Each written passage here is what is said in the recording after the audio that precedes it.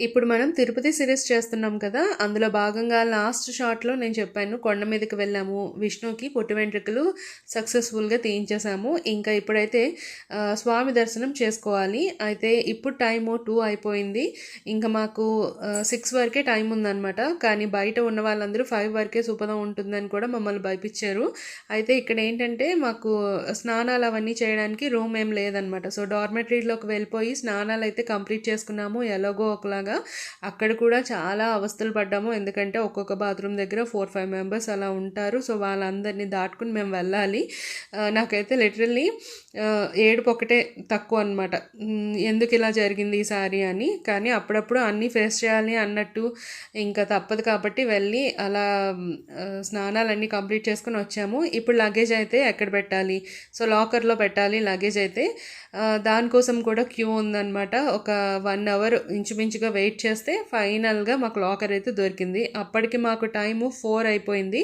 So, ఇంకో 1 అవర్లో మూసేస్తారేమో అన్న భయంతో అయితే వెళ్ళాము.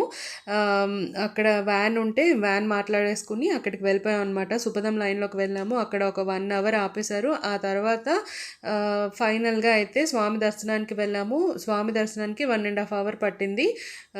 ఇప్పటి వరకు పడిన స్ట్రగుల్ స్ట్రెస్ అదంతా కూడా మర్చిపోయాం అనమాట. ఫైనల్గా అఖిలాండ కోటి బ్రహ్మాండ నాయకుడైన వెంకటేశ్వర స్వామిని దర్శనం చేసుకున్నప్పుడు ఆ ఆనందం మాటల్లో చెప్పలేమండి. ఇంకా అంత బాగుంది.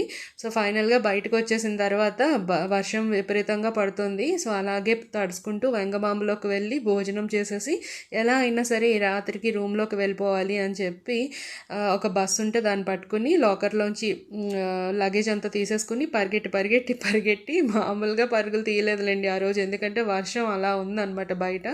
సో, ఫైనల్గా బస్ పట్టుకుని అయితే మేము రూమ్కి వచ్చేసాము. రూమ్కి వచ్చేసిన తర్వాత తీసిన క్లిప్స్ అనమాట ఇవి.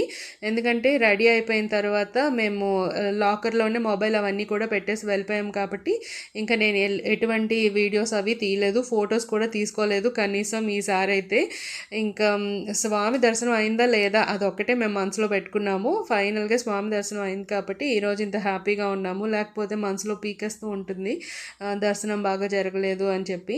మేము వెళ్ళిన 2 పనులు కూడా కంప్లీట్ అయిపోయాయి. మేమంతా కూడా హ్యాపీ అనమాట. మళ్ళీ నెక్స్ట్ వ్లాగ్లో కలుద్దాం.